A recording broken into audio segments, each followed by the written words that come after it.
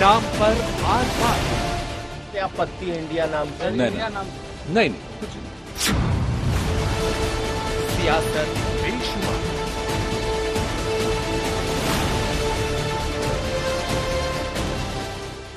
आपसी मतभेद हम निपटाते रहे। चुनाव के लम्हे हजार,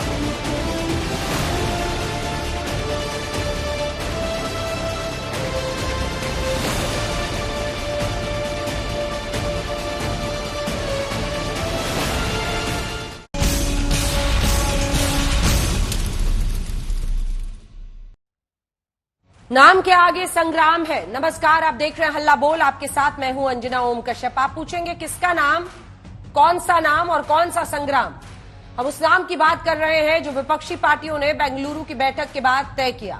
पहले नाम को लेकर कंफ्यूजन हुआ, फिर श्रेय लेने की होड़, फिर खबर आने लगी कि विपक्षी पार्टियों को एक मंच पर लाने वाले नीतीश कुमार नाम से नाराज हैं। हालांकि नीतीश कुमार ने सामने आकर सारे कयासों को खुद ही खारिज कर दिया, लेकिन इससे कोई इनकार नहीं कर सकता है कि संग्राम तो है।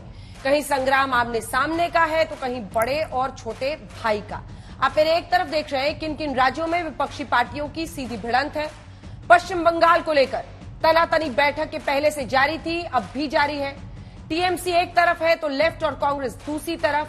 वहीं सीताराम येचुरी हो या फिर बृंदा करात, दोनों ने ही साफ आकर सामने इस बैठक के बाद कह दिया कि राज्य में तो हम अपनी अपनी जो परिस्थिति है उसको देखते ही गठबंधन में आगे बढ़ेंगे। ठीक इसी तरह पंजाब और दिल्ली, जहां कांग्रेस और आम आदमी पार्टी आमने सामने है, केरल में लेफ्ट और कांग्रेस आमने सामने है। तो इन राज्यों में क्या होगा, किसे समझौता करना होगा, कांग्रेस को या फिर दूसरी पार्टी को? आप मेरी दूसरी तरफ देख रहे थे विपक्षी एकजुटता में शामिल पार्टियों को 2019 लोकसभा चुनाव में कितनी सीटें मिली, वोट शेयर उनका क्या रहा। इससे जुड़े तमाम सवालों पर चर्चा करेंगे, लेकिन पहले ये report.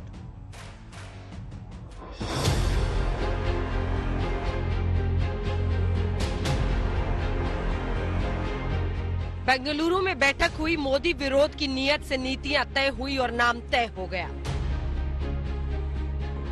Earlier we worked with UPA. Now with all 26 parties, a new name is given, that is Indian National Developmental Inclusive Alliance. विपक्षी एकता वाले गठबंधन के नाम का ऐलान हुआ तो नीतीश बाबू नजर नहीं आए। इसको लेकर बीजेपी ने सवाल खड़ा किया। तब बिहार के मुख्यमंत्री सफाई देने के लिए खुद सामने आए।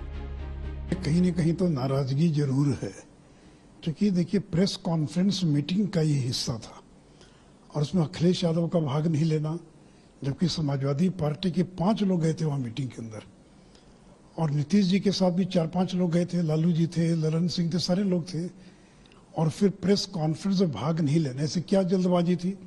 अरे हमारा तो मन राजगीर कर रहा था, वहाँ काम कर लिए, हमको लग रहा था यहाँ का बातें नहीं समझते, क्या करिएगा, सबको छोड़ने दीजिए, उसके कभी चक्कर में लगिएगा। वहाँ तब मीटिंग वोटिंग करके जो बात हो गया, वो कोई जरूरी है कि वहाँ पर बैठ करके कुछ। फिर ये भी कहा जाने लगा कि नीतीश बाबू को इंडिया नाम पसंद नहीं आया, लेकिन जेडीयू ने इससे भी इनकार कर दिया। नाम में भी लेकर मतभेद है कि डेमोक्रेटिक नाम हो या डेवलपमेंटल नाम हो। प्रेस कॉन्फ्रेंस के बाद किसी ने कुछ नाम बताया, किसी ने कुछ नाम बताया। इंडिया सबों की सहमति से नाम तय हुआ है। सुशील मोदी जी अपने छपास रोग से ग्रस्त हैं। इंडिया नाम को लेकर विपक्षी दलों में श्रेय लेने की होड़ भी है। कांग्रेस इसे राहुल गांधी की दूरदर्शिता बता रही है, तो आम आदमी पार्टी कह रही है कि इससे फर्क नहीं पड़ता कि नाम किसने दिया या किसने सोचा। हमारा मानना है कि जुड़ेगा भारत और जीतेगा इंडिया। एक व्यक्ति पैदल नाप दिए 4000 किलोमीटर भारत को जोड़ने के लिए, और अब इंडिया को लेके उठ खड़ा हुआ है, इसी से ये डरते हैं। पब्लिक को तो बहुत पसंद आ रहा है। नीतीश कुमार को क्यों नहीं पसंद आया? उनको भी पसंद आया, ऐसा नहीं है, और सबको पसंद आया। बेहतरीन नाम है, बड़ी ही गहन चर्चा हुई, सबके पक्ष सुने गए और उसके बाद ये नाम तय हुआ। अब ये नाम किसने दिया, किसने प्रपोज किया, किसने सेकंड किया, उस श्रेय लेने की दौड़ में मैं नहीं पढ़ना चाहूंगा। नाम बेहतरीन। विपक्षी गठबंधन के नाम को लेकर तमाम खींचतान के बीच डी पर कंफ्यूजन भी हुआ। कांग्रेस के अध्यक्ष ने डी को डेवलपमेंटल यानी विकासवादी बताया, लेकिन शरद पवार का ये ट्वीट देखिए, डी को डेमोक्रेटिक बता रहे हैं। आरजेडी ने भी वही बताया, इंडिया के डी को डेमोक्रेटिक बताया। समाजवादी पार्टी भी डेमोक्रेटिक पर अटकी। हालांकि बाद में भूल सुधार हुआ, लेकिन तब तक तो बात आगे बढ़ चुकी थी। Let us challenge India, NDA can you challenge India, Bhajpa can you challenge India. India जीतेगा, भाजपा हारेगा, भारत जीतेगा, भाजपा हारेगा, इंडिया जीतेगा और हमारा देश जीतेगा। बंगाल के अंदर ये जो कॉन्स्टिट्यूशन बचाने का, जनवाद बचाने का, धर्मनिरपेक्षता को बचाने की जो परिस्थिति है, वो बंगाल के ही आधार पर तय हो। लेकिन मैं ये कह सकती हूँ कि जनवाद के ऊपर हमले करके आप जनवाद की रक्षक के नाम पर खड़े होंगे, उसकी बहुत कम क्रेडिबिलिटी है। विपक्ष का गठबंधन तैयार है, मोदी विरोधी पार्टियां एक मंच पर है, नाम भी तय हो गया है। विपक्ष ने सोच समझकर नया नाम इंडिया चुना ताकि यूपीए अतीत बनकर रह जाए। लेकिन क्या बीजेपी आसानी से कांग्रेस को यूपीए से दामन छुड़ाने देगी? ये सारे के सारे लोग जो कि आके बेंगलोर में इकट्ठा हुए हैं, ये कौन लोग हैं? ये वो लोग हैं जो राजनीति में चुकाए हैं, भ्रष्टाचार में डुबाए हैं और राजनीतिक क्षितिज के ऊपर भागे भगाए भी हैं। 38 दलों को उन्होंने बुला लिया, जिसमें से 26 दल ऐसे हैं जिनके एक भी सांसद नहीं है। तो इसका मतलब कहीं ना कहीं नरेंद्र मोदी जी की घबराहट का ये नतीजा है। सिर्फ दाऊद इब्राहिम का बीजेपी में जाना बाकी रह गया है, वरना तो उत्तर प्रदेश में जिन लोगों के घर पे बुलडोजर चलाते थे उनको अपने गठबंधन में शामिल कर लिया। तो बीजेपी के अंदर अब कुछ नैतिकता बची नहीं। इंडिया नाम में लोचा है, लेकिन असली लोचा विपक्षी गठबंधन के अंदर से है। महत्वाकांक्षाओं की टकराहट से बचने की चुनौती है। बहरहाल विपक्ष की एकता दौड़ पटना से शुरू हुई थी, अब बेंगलुरु होते हुए मुंबई की तरफ रवाना हो रही है, लेकिन रास्ते में अभी बहुत सारे कांटे हैं। आज तक ब्यूरो। शहजाद पूनावाला जी प्रवक्ता भारतीय जनता पार्टी के हमारे साथ स्टूडियो में यहां पर आ गए हैं। संजय निरुपम जी प्रवक्ता कांग्रेस पार्टी के, अरविंद वाजपेयी जी प्रवक्ता एलजेपी के, मलुक नागर सांसद बीएसपी के जुड़ गए हैं, अनुराग भदौरिया जी प्रवक्ता समाजवादी पार्टी के, सत्य प्रकाश मिश्रा जी नेता जेडीयू के और कन्वीनर इस गठबंधन को आगे ले जाने में। बहुत धन्यवाद आप दोनों का स्टूडियो में आने के लिए। अन्य मेहमान भी जो हमारे साथ जुड़ रहे हैं, राघव चड्ढा आम आदमी पार्टी के सांसद इस वक्त हमारे साथ जुड़ रहे हैं। राघव जी, हमने सुना है इंडिया नाम का प्रपोजल अरविंद केजरीवाल जी ने ही दिया था, उन्हीं का आइडिया था?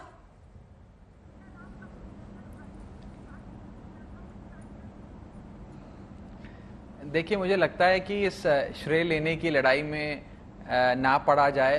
किसने प्रपोज किया, किसने सेकंड किया, इससे कोई खास मकसद अचीव नहीं होगा। मोटे मोटे तौर पे एक बेहतरीन नाम पूरे मोर्चे ने मिलकर तैयार किया है, और ये एक ऐसा नाम है अंजना जी जिसमें इस देश के 135 करोड़ लोग समा जाते हैं। हर जात, हर बिरादरी, हर धर्म, हर समुदाय, हर भाषा, हर संस्कृति का एक संगम है इस नाम में। और जब जब इंडिया लड़ाई लड़ता है किसी भी ताकत से, तो इंडिया ही जीतता है और वो ताकत हारती है। और कहीं ना कहीं आज इसी इंडिया नाम से ही भारतीय जनता पार्टी इतनी घबराई हुई है, डरी हुई है कि मीटिंग के भीतर क्या हुआ, कौन खुश हुआ, कौन नाखुश हुआ, किसने प्रपोज किया, किसने सेकंड किया, इसी पे देश भर में चर्चा चल रही है। मुझे लगता है कि एक नाम आया है, एक चरणबद्ध तरीके से काम चल रहा है। पहले चरण में नाम को घोषित किया गया और एक अच्छा नाम है, लोग उसे स्वीकार रहे हैं, और मेरा विश्वास है कि आपको भी ये नाम अच्छा लगा होगा, सबको अच्छा लगा होगा। एक बेहतरीन नाम है। इंडिया एक ऐसा शब्द है जो कैसे किसी भारतीय को पसंद नहीं आ सकता, सबको पसंद आया। लेकिन जो बात हो रही है वो सवाल है कनेक्ट पर। देखिए, अगर बिहार के आरा में नैनीजोर गांव है, उसमें कितने लोग इंडिया से कनेक्ट कर पाएंगे? अगर झुमरी तलैया का कोई गांव है छोटा सा, कोई दूसरी शहर में कोई छोटा सा गांव है शहर के आगे, वो गांव के लोग कैसे कनेक्ट करेंगे? हम बात कर रहे हैं ग्रामीण इलाकों की, वहां जहां पर मूलभूत सुविधाएं लोगों के पास नहीं है, वो इंडिया से कैसे कनेक्ट करेंगी? ये इंडिया शब्द से कनेक्ट करेंगी? ये जो मुझे पता चला है, नीतीश बाबू की यही चिंता थी।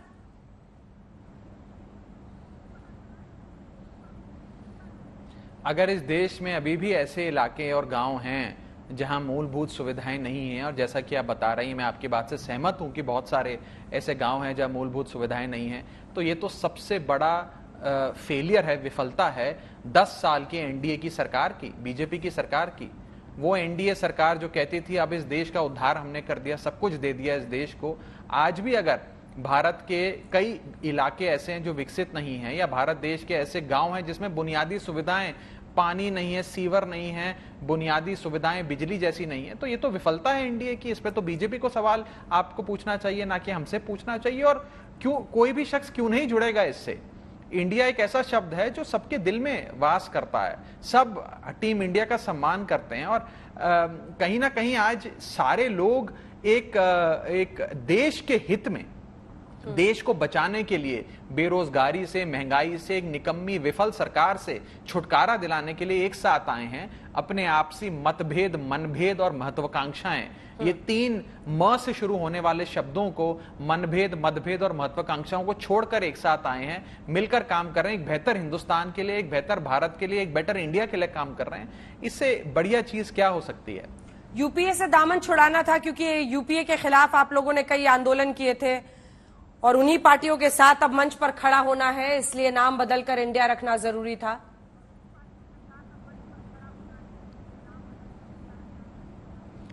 देखिए, मंच पर खड़े होने की जहां तक बात है अंजना जी, जनता का जो मूड है, जो लोग चाहते हैं, वो इस केंद्र में बैठी मोदी भाजपा सरकार से छुटकारा चाहते हैं, छुटकारा चाहते हैं। इसीलिए लोगों ने अपने अपने राजनीतिक दलों को कहा कि साथ आओ, मोर्चा बनाओ और इन्हें हराओ। ऐसा ही कुछ 70 के दशक में हुआ था। उस समय के विचारधारा में बिल्कुल विपरीत रहने वाले राजनीतिक दल जनसंघ वामपंथियों के साथ आए, कम्युनिस्ट सोशलिस्ट के साथ आए और एक जनता पार्टी का मोर्चा तैयार हुआ। और उस समय की बहुत ही शक्तिशाली और तमाम तरीके से संसाधनों से संपन्न सरकार, इंदिरा गांधी जी की सरकार को परास्त किया राजनीति के चुनाव के मैदान में। ऐसा ही कुछ होने जा रहा है। लोग अपनी मतभेद मनभेद भूलकर एक मोर्चे में साथ आए हैं, क्योंकि ये लोगों की मांग है। लोग चाहते हैं कि महंगाई से, बेरोजगारी से, भ्रष्टाचार से, इन सारी चीजों से निजात दिलाई जाए, क्रोनी कैपिटलिज्म से, और सब साथ आकर एक मोर्चे में देश को आगे बढ़ाएं। और बीजेपी को इस नाम में क्या परहेज हो सकता है? बीजेपी तो वो पार्टी है जो startup India, digital India, skill India, make in India, Khelo India, पढ़ेगा इंडिया, बढ़ेगा इंडिया, ये सब तो बीजेपी लाई थी। बीजेपी को कैसे परहेज हो सकता है इस नाम से? ठीक है, एक आखिरी सवाल है, दिल्ली और पंजाब में सीट पर समझौता कैसे करेंगे? कितनी सीटें देंगे आप कांग्रेस पार्टी को? क्योंकि ना वो दिल्ली में आपको समर्पण करेंगे, ना पंजाब में समर्पण करेंगे। सीट शेयरिंग कैसे होगी?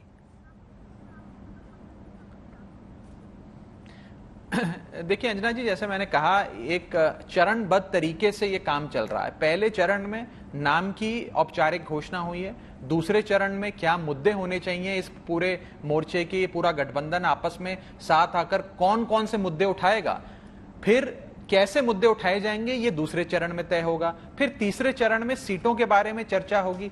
आज कुछ कह पाना बहुत जल्दी होगी, और साफ ये सारी चीजें वैसे भी इन पे चर्चा और जो सहमति बनती है वो बंद कमरों में बनती है।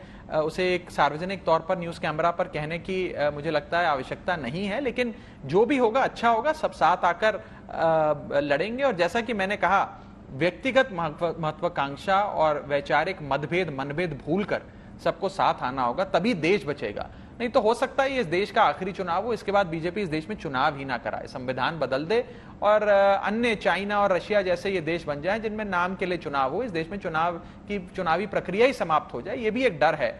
इस देश के लोकतंत्र को खतरा है, संविधान को खतरा है, राज्य सरकारों के हक छीने जा रहे हैं, देश के आम आदमी की जेब पे डाका डाला जा रहा है। जो टमाटर 40 रुपए, 25 रुपए, 30 रुपए, 35 रुपए पे बिकता था, आज 250 रुपए पे बिक रहा है। अदरक के भाव आप देखिए क्या हो गए, डीजल पेट्रोल के भाव क्या हो गए, बेरोजगारी का आलम क्या है। देश तमाम तरीके की बीमारियों से त्रस्त है, दुखी है, परेशान है। इसीलिए देश को बचाने के लिए सारे लोग ये सारी अपनी महत्वाकांक्षाएं भूलकर साथ आए। एक बेहतरीन शुरुआत है और मैं सलाम करता हूं इस इंडिया अलायंस को। बहुत धन्यवाद आपका हमारे साथ जुड़ने के लिए। और आपके जीवन में तो कई गठबंधन हो रहे हैं, दोनों ही गठबंधन पर आपको बहुत बहुत शुभकामनाएं। एक तो विपक्ष के साथ है, एक निजी जीवन में भी है। धन्यवाद आपका राघव चड्ढा हमारे साथ जुड़ने के लिए और आज तक पर बातचीत करने के लिए। शहजाद जी, सारे उनके तीर आप ही की तरफ चले हैं। सभी के तीर मेरी तरफ चलेंगे। आज ज्यादातर के तीर नहीं, अरविंद वाजपेयी जी रहेंगे आपकी तरफ से, और मलुक नागर साहब का मुझे पता नहीं है, थोड़ा वो आजकल सस्पेक्ट है। फरमाइए। ये बताइए कि आप लोग, एक तो जैसे इनकी तारीख तय हुई, जैसे इनका सम्मेलन होने लगा, आप लोगों ने पैरेलली फटाफट एक 38 दलों का, उसमें खड़गे साहब पूछ रहे हैं कि इनमें से कितने दल ऐसे हैं जो शायद रजिस्टर्ड भी नहीं है इलेक्शन कमीशन के साथ, ये खड़गे साहब कह रहे हैं। दूसरी तरफ वो नाम इंडिया रखें, कुछ भी रखें, अब उनके लिए कम से कम हेडलाइंस की तरफ से अगर आप देखें तो इंडिया टेक्स ऑन मोदी, जिस तरह से वो एक एज लेने की इससे कोशिश कर रहे हैं, उसमें आप लोग क्यों कह रहे हैं कि अंग्रेजी वाला शब्द ले आया?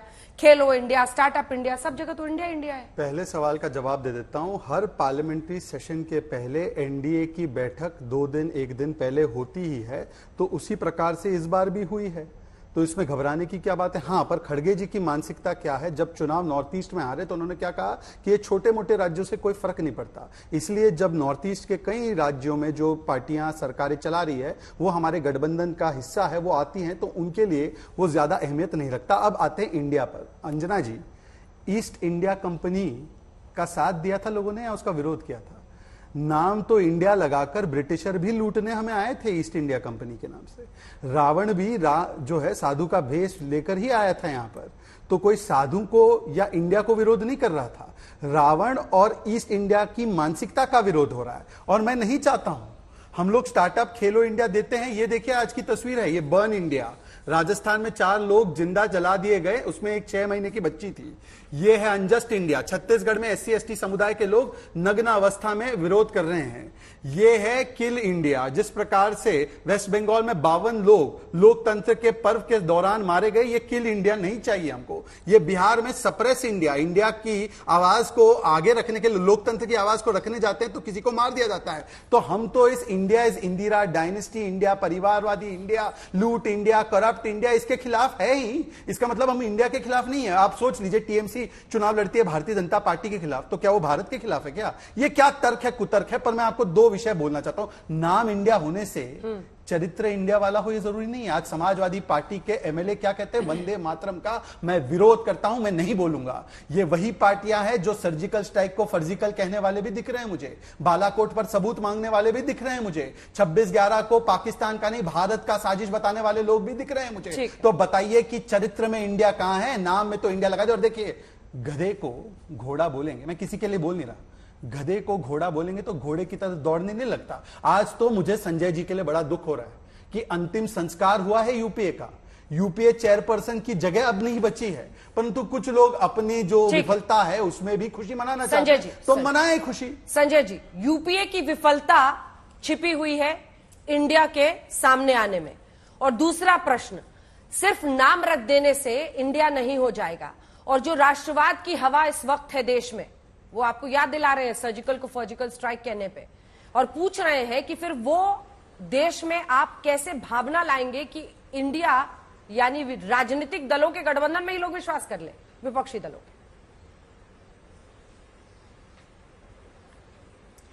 देखिए, कल से ये एक निगेटिव नैरेटिव बनाने में पूरी भारतीय जनता पार्टी लगी है, और उसमें आप लोग भी यानी पूरा मीडिया भी कैरिड अवे हो रहा है। हाँ, सब मीडिया ही कर रहा है। नाम को लेकर के भाई किसने सजेस्ट किया, किसने सजेस्ट नहीं किया।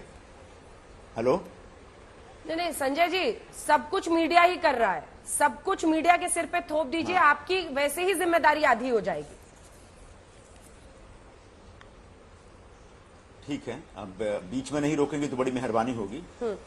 तो मीडिया में भी आज क्या चल रहा है भाई कि नीतीश कुमार ने इंडिया का विरोध किया, उनको पसंद नहीं था, वो चलेगा। हालांकि बाद में उन्होंने कहा कि उनका विरोध नहीं है।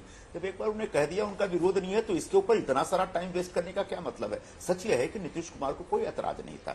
इंडिया शब्द पर जिसको ऐतराज होगा वह हिंदुस्तान का विरोधी होगा, और अगर भारतीय जनता पार्टी को हमारे गठबंधन के नाम इंडिया पर ऐतराज है, तो निश्चित तौर पर भारत की जो मूल आत्मा है, उस आत्मा से उनको नफरत है, और वो नफरत वो जाहिर कर रहे हैं। हमारे यहां मुद्दा ये सब नहीं है, मुद्दा सिंपल है, महंगाई का मुद्दा। जैसा अभी राघव चड्ढा जी बता रहे थे कि 25 रुपए 30 रुपए का टमाटर आजकल 200-250 रुपए मिल रहा है। डीजल पेट्रोल का भाव, डिपुट सारे अपने, सिलेंडर का भाव 400 रुपए का सिलेंडर इस समय, उससे यूपीए की सरकार ने सिलेंडर का भाव 400 रुपए रखा था, आज उस सिलेंडर को आप 1100 रुपए 1200 रुपए में बेच रहे हैं। तो महंगाई एक बड़ा मुद्दा है। इस मुद्दे के ऊपर बीजेपी कुछ नहीं बोलती। पूरे महीने 2 महीने तक लगातार कहा कि ये अपोजिशन का दुष्प्रचार है, और कल पता चला कि वो भारत दाल बेचेंगे 35 रुपए और 50 रुपए में। परसों पता चला कि वो टोमेटो खरीद रहे हैं, टमाटर खरीद करके बेचेंगे सस्ते भाव में। तो पहले वो मना करते हैं, डिनायल मोड में होते हैं, और उसके बाद वो स्वीकार कर लेते हैं। तो महंगाई। दूसरा भ्रष्टाचार, भयंकर भ्रष्टाचार। वो क्या रफाल में भ्रष्टाचार नहीं हुआ? ये सुप्रीम कोर्ट के एक आदेश को दिखा करके अपना भ्रष्टाचार छुपा लेंगे क्या? अदानी के पूरे मामले में प्रधानमंत्री अपना मुंह छुपा सकते हैं क्या? जो क्रोनिक कैपिटलिज्म जो बढ़ा हुआ हमारे देश में, क्या उसको छुपाया जा सकता है? उसके ऊपर इनके पास कोई जवाब है? जो पीएम केयर फंड में जो हजारों करोड़, पता नहीं 11, 12, 13 हजार करोड़ कितने पैसा है, आज तक उसका कोई हिसाब किताब नहीं है। लोकपाल घर बैठ गया है, सीएजी का कुछ काम नहीं रह गया है। इतने ईमानदार है तो सीएजी से जांच क्यों नहीं कराते? सीएजी की रिपोर्ट जाहिर क्यों नहीं करते? लोकपाल को क्यों नहीं पूरा अधिकार देते? उसके दांत वो सब तोड़ दिए इन्होंने। तो भ्रष्टाचार, महंगाई, और दूसरा बड़ा मुद्दा, संविधान के आधार पर काम नहीं होता। संवैधानिक प्रावधानों की रोज हत्या हो रही है, नफरत का भाव फैलाया जा रहा है। अल्पसंख्यक समाज और बहुसंख्यक समाज में रोज नफरत के विचार फैलाए जाते हैं। और जिस तरीके से पूरा का पूरा आदिवासी समाज, दलित समाज अपने आप को असुरक्षित महसूस कर रहा है भारतीय जनता पार्टी के इस राज्य में, उसके खिलाफ ये महागठबंधन है। अब बार बार आपको चिंता क्या होती है? आप जो अपना नैरेटिव बनाने की कोशिश करते हैं कि भाई राज्यों में इनका टकराव, सीपीएम ने बोला, ममता दीदी ने ये बोला, ये आम आदमी पार्टी ये कह रही है, कांग्रेस ये कह रही है। ये होगा क्योंकि सारी पार्टियां हवाई पार्टियां नहीं है एनडीए की 24-26 पार्टियों की तरह। ये सारी पार्टियां जड़ जमीन में जो उनकी जड़ें हैं ना, वो जड़ों को मजबूत रखने वाली पार्टियां हैं। और वर्षों से ये पार्टियां अपने अपने राज्यों में काम कर रही हैं। लगभग 10 पार्टियों की सरकार अलग अलग राज्यों में, उनके प्रतिनिधि आए थे, 8 या 9 तो मुख्यमंत्री थे कल के कार्यक्रम में। तो ऐसे में जब एक बहुत मजबूत पार्टियां जो राज्यों में एक दूसरे से टकराव करती रहती हैं और एक दूसरे को हरा करके अपनी सत्ता स्थापित करके बैठी हैं, तब जब उनको एक मंच पर राष्ट्रीय मुद्दे के ऊपर कहा जाएगा कि अपने मतभेद को बुलाकर एक साथ आइए और देश को बचाने के लिए, लोकतंत्र को बचाने के लिए, संविधान को बचाने के लिए, भारत की आत्मा की रक्षा करने के लिए एकजुट होइए, तो छोटे मोटे विवाद होंगे और उन विवादों को उसी तरह से हल किया जाएगा जैसे पटना से लेकर बंगलोर के बीच बहुत सारे कुछ इश्यूज थे जिनको सॉर्ट आउट किया गया। आने वाले दिनों में खुद खड़ी, बार बार पूछा प्रधानमंत्री कौन होगा, कांग्रेस पार्टी क्या करेगी, प्रधानमंत्री कौन होगा, कांग्रेस पार्टी कौन, कल खड़गे जी ने स्वतः बोल दिया कि कांग्रेस पार्टी कहीं से भी प्रधानमंत्री पद के रेस में नहीं है। हमको सत्ता का कोई लोभ नहीं है, हमारी चिंता सिर्फ यह है कि हिंदुस्तान को बचाया जाए। और हिंदुस्तान तभी बचेगा जब भारतीय जनता पार्टी 2024 के इलेक्शन में हारेगी और प्रधानमंत्री नरेंद्र मोदी पूर्व प्रधानमंत्री होंगे, तब जाके हिंदुस्तान बचेगा। और हिंदुस्तान को बचाने का मकसद, संकल्प लेकर के तमाम पार्टियां एक साथ एकजुट हुई हैं। इस बीच छोटे छोटे इश्यूज होंगे, उसको बीजेपी उसको नैरेटिव में बदलने की कोशिश करेगी, उसमें आप लोग कैरिड अगर ना हो, ऐसा मैं आप लोगों से गुजारिश करूंगा। अगर कहीं से आपको लगा होगा मीडिया के खिलाफ कुछ बोल दिया, आप हो गए तो मुझे क्षमा करिए, लेकिन मीडिया में जिस तरह की बातें चल रही है बड़ी बेबुनियाद बातें हैं।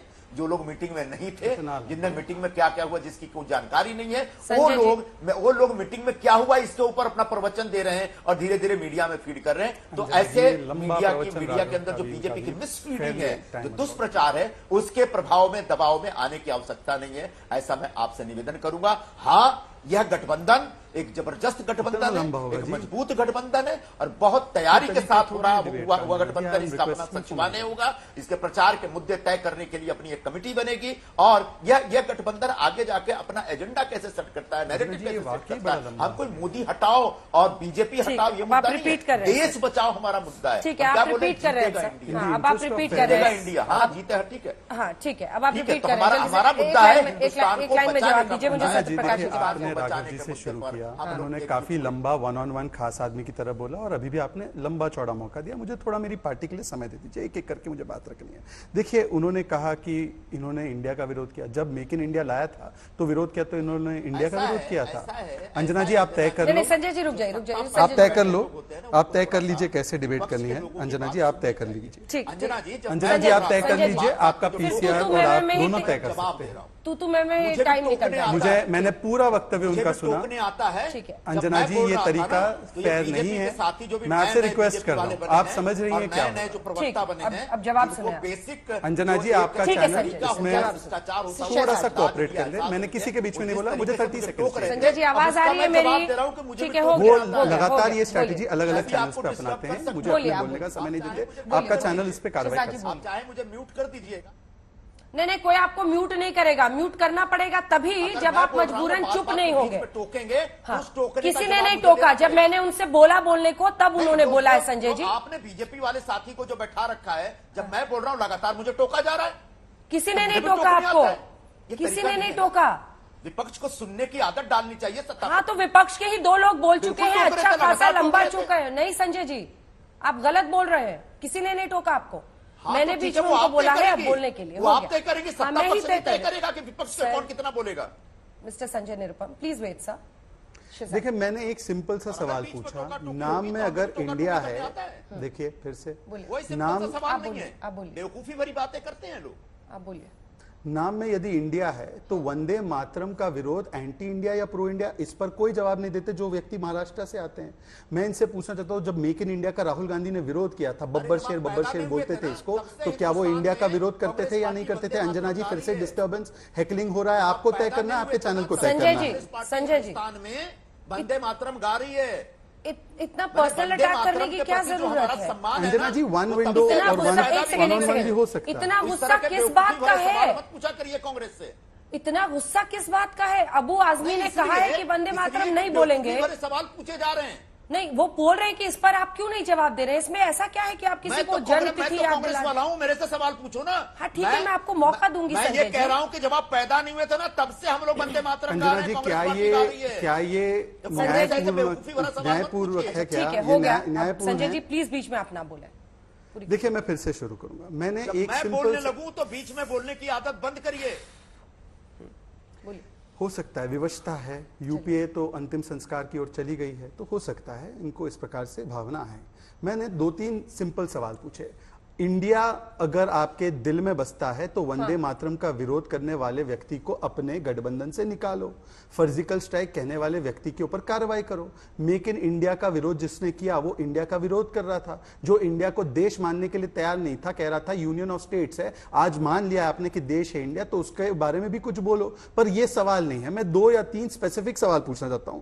एक, उन्होंने कहा कि देखिए आज तो नफरत का माहौल फैला हुआ है, मुस्लिम के अधिकार वोटिंग के छीन लिए जाने चाहिए। संजय राउत ने कहा, इनके साथी है, इस पर क्या स्टैंड है नहीं बताएंगे। इन्होंने महंगाई की बात की। हिमाचल प्रदेश में सरकार आने के बाद कांग्रेस ने 6 रुपए डीजल के बढ़ाए हैं। अब मैं बोलूंगा तो बोलेंगे स्टेट्स में आपने बांट दिया, पर अपने स्टेट्स की बात करेंगे तब वो फेडरल स्ट्रक्चर होता है। यदि मैं एक स्टेट की व्यथा या पंजाब में 3 रुपया बढ़ा दिया है, आम आदमी पार्टी के खास नेता आपसे गुफ्तगू करके चले गए, उस पर वो जवाब नहीं देंगे। जवाब पूछूंगा। सीएजी की बात कर रहे भाई, सीएजी ने 12,000 करोड़ का बीएमसी का घोटाला बताया है, उस सीएजी रिपोर्ट को तो नहीं मानेंगे, पर सीएजी की बात जरूर करेंगे। अडानी का उन्होंने जिक्र किया, अडानी से तो शरद पवार मिले, तो शरद पवार क्या हुए जरा उसके बारे में व्याख्या कर दीजिए। पर आज मैं बोलना चाहता हूं, इन्होंने कहा हम ताक झांक कर रहे हैं, लोकतंत्र हमें बचाना है। चलिए लोकतंत्र बचाना है ना, ये कौन है?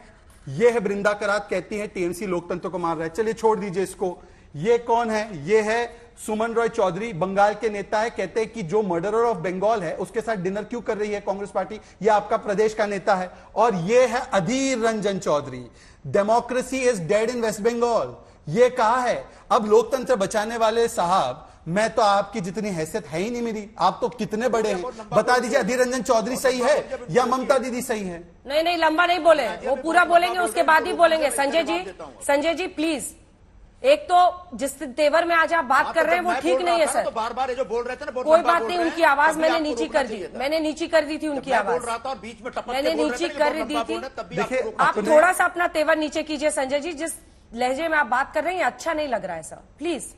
आपस में हम लोग बहस ही कर रहे हैं, हम लोग बहस ही कर रहे हैं, आप सवालों का जवाब दीजिए। कोई अन्याय नहीं कर रहा है आपके साथ, आपने सबसे लंबा बोला है। सत्य प्रकाश मिश्रा जी, आपसे मेरा प्रश्न है कि जो ये खबर आई, बोल सकते तेवर नीचे करिए, ज्यादा मेरा तेवर पसंद नहीं तो बोल दीजिए मैं चला जाता हूँ। नहीं संजय जी, बुरा मानने की इसमें कोई बात नहीं है, मैं चला जाता हूँ। आपका चैनल है, आप एंकर हैं, आप तय करेंगे। अरे संजय निरुपम जी क्यों नाराज हो रहे हैं, आप तो ऐसे ना थे, क्यों ऐसे बोल रहा हूँ? बीच में टपक रहे हैं, वो मुझे इरिटेट करता है। देखिए ये असंसदीय शब्द है, मैं भारतीय जनता पार्टी का राष्ट्रीय प्रवक्ता हूं। नहीं, मैंने एक भी शब्द असंसदीय नहीं मान रही हूँ। दोनों टपक गया शब्द, ये संसदीय है क्या? मैं ऐसी भाषा, देखिए नड्डा जी की संस्कार वाली पार्टी से आता हूं मैं इस शब्दावली के नहीं। जो इस प्रकार के वक्तव्य सोनिया जी के बारे में भी इन्होंने एक बार लिखा था अपने अखबार में, मैं ऐसे शब्दों का चयन नहीं कर सकता। ये उनकी संस्कृति, ये इनकी परवरिश है। अच्छा, ठीक है, परंतु अब मेरे पार्टी के विषय में कि हम टपक गए, ये इस प्रकार की बात भारतीय जनता पार्टी के लिए नहीं की जाए। आप तब से कह रहे हैं कि अंतिम संस्कार यूपीए का हो रहा है, वो बहुत ये अंतिम संस्कार कोई असंसदीय शब्द है। हाँ, तो टपकना भी ऐसे ही होता है, किसी का अच्छा, अचानक ठीक है, ये सारे लोग डिबेट में टपक गए आना हैं, ऐसे डिबेट ही में कहा टपक जाता गए है। हैं क्या? शहजादी ये टपोरी अचानक। वाली भाषा है जी, चलिए, टपोरी। सत्य जी,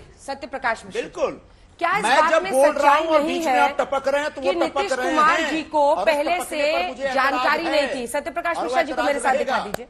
सत्य प्रकाश मिश्रा जी, क्या ये सही नहीं है कि नीतीश बाबू को इस नाम के बारे में पहले से जानकारी नहीं दी गई थी, वहीं पर अचानक बात आई, वीसीके ने ट्वीट किया कि ममता दीदी ने नाम दिया था, फिर कांग्रेस पार्टी की तरफ से श्रेय लेने के लिए आया गया कि राहुल गांधी का यह आइडिया था, लेकिन नीतीश बाबू को पहले से पता नहीं था। ए बी, वो इस बात को लेकर थोड़े से रिजर्व थे कि इंडिया नाम होना चाहिए या नहीं होना चाहिए, क्योंकि हम ग्रामीण भारत और जो ग्रामीण भारत वो देख रहे हैं उसमें शायद इंडिया नाम उतना फिट ना बैठे। देखिए, जेडीयू के राष्ट्रीय अध्यक्ष ललन सिंह जी ने और माननीय मुख्यमंत्री श्री नीतीश कुमार जी ने इन पर बयान देकर इस पर विराम लगा दिया है। 26 पार्टियां कन्याकुमारी से लेकर के कश्मीर तक की जुटी थी वहां, तो इंडिया नाम से बीजेपी के रीढ़ में दर्द पैदा हुआ है, सिर्फ दिमाग का दर्द नहीं है। और आप अगर ये कोई भी सोचता है कि भारत इंडिया से कनेक्ट नहीं है, तो मेरे गांव चलिए और मेरे गांव के आसपास अनेक गांव चलिए, आपको इंडिया इंडिया जीतेगा इंडिया, खेलो इंडिया बोलता हुआ मिलेगा। इसमें समावेशी विकास की बात है, सभी विचारधाराओं को एक साथ लाने की बात है। किन प्रश्नों पे? संविधान के प्रश्नों पे, लोकतंत्र के प्रश्नों पे, बेरोजगारी दूर करने के प्रश्नों पे, महंगाई खत्म करने के प्रश्नों पे। और ये जो तानाशाही प्रवृत्ति की सरकार है, इसको सच में 24 में टपका देने की, संसद से हटा देने की। ये जो शब्द है ना, बूंद भी टपकता है, बारिश भी टपकती है और कभी कभी सत्ता भी टपक जाती है। भारतीय जनता पार्टी है जो तरह तरह के टैब और ये पेपर का कटिंग लेके घूमती है ना, इसने ये बोला उसने ये बोला, राजभर ने क्या बोला है मोदी जी और योगी जी के बारे में, वो लेके हम लोग नहीं घूमते। स्मृति ईरानी ने प्रधानमंत्री मोदी जी के बारे में क्या कहा था, हम लोग लेकर के नहीं घूमते। 26 पार्टियां एक साथ एक मंच पर एक चुनौती के साथ 2024 के लिए इकट्ठी हुई है। बीजेपी ने एक 24 पार्टी नाम की जिसका रजिस्ट्रेशन नहीं हो, मुझे तो लगता है मेरे पड़ोसी की कोई पार्टी होती उसको भी बुला लेती। एनडीए 9 साल में प्रधानमंत्री के मुंह से अगर एक बार निकला हो इस देश के किसी भाषण में, किसी भी रैली में एनडीए शब्द, तो मैं राजनीति से संन्यास ले सकता हूं। उन्होंने 9 साल में एनडीए नहीं चुना, न कभी उसकी बात करी और न कभी समावेशी विकास की बात करी। भारतीय जनता पार्टी में 4 साल के रोजगार को पैदा किया। इस देश के नौजवानों को 4 साल में आप रिटायर कर देना चाहते हैं। रुपया का मूल्य डॉलर के मुकाबले 80 के पार हो गया। मेहुल चौकसी, नीरव मोदी देश से छोड़कर भाग गया, खामोश रह गई मोदी सरकार। ऐसी भारतीय जनता पार्टी सरकार के खिलाफ अभी 26 पार्टियां आई हैं। इंतजार करिए, 2024 आते आते आपके ईडी, सीबीआई, आईटी के दबाव से और भी पार्टियां बाहर। अनुराग भदौरिया जी, एक खबर इस वक्त आ रही है। सत्यजीत, एक सेकंड। विपक्ष की INDIA इंडिया नाम रखने पर दिल्ली के बाराखंबा थाने में शिकायत दर्ज कराई गई है। ये खबर इस वक्त आ रही है। निजी फायदे के लिए इंडिया नाम नहीं रखा जा सकता। शिकायत एम्बलम एक्ट के तहत की गई है। निजी फायदे के लिए इंडिया नाम नहीं रखा जा सकता। लोगों की भावनाएं आहत हुई हैं। ये शिकायतकर्ता ने शिकायत दर्ज कराई है और गठबंधन का नाम दर्ज इंडिया होने पर उन्होंने बाराखंबा थाने में ये शिकायत दर्ज कराई है और एम्बलम एक्ट 2022 का उल्लंघन इसे बताया गया है और शिकायत दर्ज कर ली गई है। एक पॉइंट आपका था, जल्दी से पूरा कीजिए, फिर मैं अनुराग जी के पास। नीतीश कुमार जी ने इस विपक्षी एकता को इस देश में जन्म दिया है। वो एक ऐसे महान समाजवादी नेता हैं जो किसी बात को विवाद में नहीं बदलने देते। उन्होंने इन 26 पार्टियों को पहली बार, पहले 16 पार्टी आई, अब 26 पार्टी आई। आप देखते जाइए, और भी समाजवादी चिंतन की पार्टियां हैं। जब 2024 का चुनाव करीब आएगा, वो पार्टियां भी अपना रुख बदलेंगे। उससे भाजपा घबरा करके 38 नाम मात्र की पार्टियां बुला के बैठी। इसका जवाब लेंगे अनुराग भदौरिया जी। आप ही की पार्टी पर वो बार बार टिप्पणी कर रहे हैं अबू आजमी पर। इंडिया नाम रख लेने से क्या आप इंडिया की आत्मा बनेंगे अगर वंदे मातरम बोलने से आप ही की पार्टी के नेता इनकार करेंगे? देखिए, भारतीय जनता पार्टी की आदत है, जैसे हमारे एक साथी ने बोला, पेपर की कटिंग लेके घूमना, पेपर की कटिंग में क्या है वो लेके घूमना। हम लोगों की आदत नहीं है पेपर की कटिंग लेके घूमना। इतना तो याद यहां रहता ही है कि किसने कहा, किसने क्या नहीं कहा। इनको याद नहीं रहता कि भारतीय जनता पार्टी के नेता क्या क्या बोलते हैं लोगों के लिए, और भारतीय जनता पार्टी के नेताओं ने क्या क्या वादा इस देश के लिए किया था। तो इसलिए मैं उनसे इतना ही कहूंगा, पीडीए की बात करते थे, पीडीए ने जोर दे दिया जीतेगा इंडिया, जनता ने हल्ला बोला है जीतेगा इंडिया, नफरत को हरा के यहां जीतेगा इंडिया, बीजेपी के प्रवक्ता हैरान क्यों हैं, तुम भी जोर से बोलो जीतेगा इंडिया, हम भी बोले तुम भी बोलो सब बोले यहां जीतेगा इंडिया। अब इंडिया बोलने में तो दिक्कत नहीं होनी चाहिए, मुझे लगता है इंडिया तो बोलना है तो मेरे देश का नाम है, अगर इंडिया जीतता है तो आप ईस्ट इंडिया चले जाते हैं। बोलिए जीतेगा इंडिया, क्या गलत कह रहे हैं हालांकि अबू आजमी पे आपने कुछ नहीं बोला। अंजना जी अब मैं जवाब दे सकता हूं, मैंने किसी के बीच में नहीं बोला और इतना ज्यादा एंटरटेनमेंट भी हुआ, इसके बावजूद मैंने नहीं बोला। अंजना जी आपने मेरा नाम लिया है, बोले जीतेगा इंडिया, जानना चाहता हूं, आई रिक्वेस्ट यू कि मेरे बीच में कोई ना बोले, 30 सेकंड में जवाब दे इंडिया इंडिया तो अंजना जी इंडिया जीतेगा। आप रुकेंगे नहीं, आपकी ट्रेन नहीं रुकेगी तो बोलेंगे कैसे? आपको क्या दिक्कत हो रही है? अंजना जी आपकी ट्रेन नहीं रुकेगी तो बोलेंगे कैसे? अंजना जी देखिए डबल ट्रिपल बैरल वाला अटैक जो होता है, परेशानी क्यों हो रही है? तो इंडिया की बात हो रही है। देखिए अंजना जी आज तो मुझे चक्रव्यूह में फंसे अभिमन्यु की तरह लग रहा है, पर अब मैं बोल रहा हूँ ना, आप मेरी बात तो ले लीजिए, मैं कैसे बोलूँ ये बीच में बोलते रहेंगे। देखिए ये तरीका सही नहीं है। अंजना जी समय दे दीजिए। Anjana ji please moderate the debate with. Anjana ji बताओ, खेलो इंडिया बोल सकते हैं, ये डिजिटल इंडिया बोल सकते हैं, मेक इन इंडिया बोल सकते हैं। अंजना जी मेरा समय जा रहा है, पार्टी का समय जा रहा है, प्लीज रिक्वेस्ट। शहजाद जी को मेरे साथ दिखाइएगा। जाएंगे तो कैसे आप बोलेंगे? आई होप यहाँ से कोई इंटरप्शन ना हो। अंजना जी डिसिप्लिन डिबेट में अनुशासन से अपने अपनी बारी में बोल सकते हैं। देखिए अभी क्या कहा इन्होंने कि इंडिया भारत से जुड़ा हुआ है। अंजना जी मेरा एक सवाल आपसे, नारा क्या लगता है, भारत माता की जय या इंडिया माता की जय? और वंदे मातरम बोलने से क्या एतराज है? हम तो बोलते हैं हर रोज खेलो इंडिया। एक सेकेंड, हम लोग तो खेलो इंडिया, जीतेगा इंडिया, स्टार्टअप इंडिया सब बोलते हैं, पर ये लोग सुनिए ना, ये लोग ब्रेकअप इंडिया, डिवाइड इंडिया का मंसूबा लेकर जो आते हैं, उनसे मेरा सवाल है, एक बार वंदे मातरम क्यों नहीं बोल रहे अबू आजमी? पहला सवाल। दूसरा सवाल, अंजना जी इन्होंने अभी, एक हमारे भाई है, मैं नहीं चाहता इनके साथ कुछ गलत हो, पर इन्होंने अभी क्या कहा कि अगर मतलब गलत हो डिबेट से, इन्होंने कहा कि अभी अगर आपने एक भी बार मुझे मोदी जी का वक्तव्य दिखा दिया जहां पे एनडीए के लिए बोला हो तो मैं डिबेट संन्यास ले लूंगा। चुनाव नहीं, ये देखिए एनडीए के लिए वोट मांगा और नीतीश जी के लिए वोट मांगा। नहीं अब एक सेकेंड, अब गोल पोस्ट चेंज नहीं, एक सेकेंड अंजना जी, अंजना जी एक सेकेंड, अंजना जी मुझे पूरा मौका दीजिए, अंजना जी मुझे पूरा मौका दीजिए, अंजना जी पूरा मौका दीजिए, अंजना जी पूरा मौका दीजिए, अंजना जी मुझे पूरा मौका दीजिए, अंजना जी, अंजना जी प्लीज अकेले बैठे हो, अंजना जी प्लीज, अंजना जी प्लीज, मैं मेरा संदर्भ वही है। प्लीज क्या भोपाल की रैली में एनडीए बोल रहे थे? महाराष्ट्र से लेकर बिहार दोनों जगह पीएम ने एनडीए के लिए वहां पर गठबंधन बैठा था, गठबंधन बैठा हुआ था, अपनी अपनी बारी, गठबंधन बैठा हुआ था, मैं पूरा रिसर्च करके आया। मैंने आपके गेस्ट कोऑर्डिनेटर को भी बोला था अपनी अपनी बारी में। देखिए उन्होंने मुझे चुनौती दी, उन्होंने क्या कहा, एक बार संन्यास ले लेंगे, मैं संन्यास मोदी जी अंजना जी मुझे अपनी बात रखने दीजिए, कोई चुनावी Anjana ji please I request मुझे बात तो अपनी रखने दीजिए। गठबंधन बैठेगा तो बोलेंगे, वहां मजबूरी है।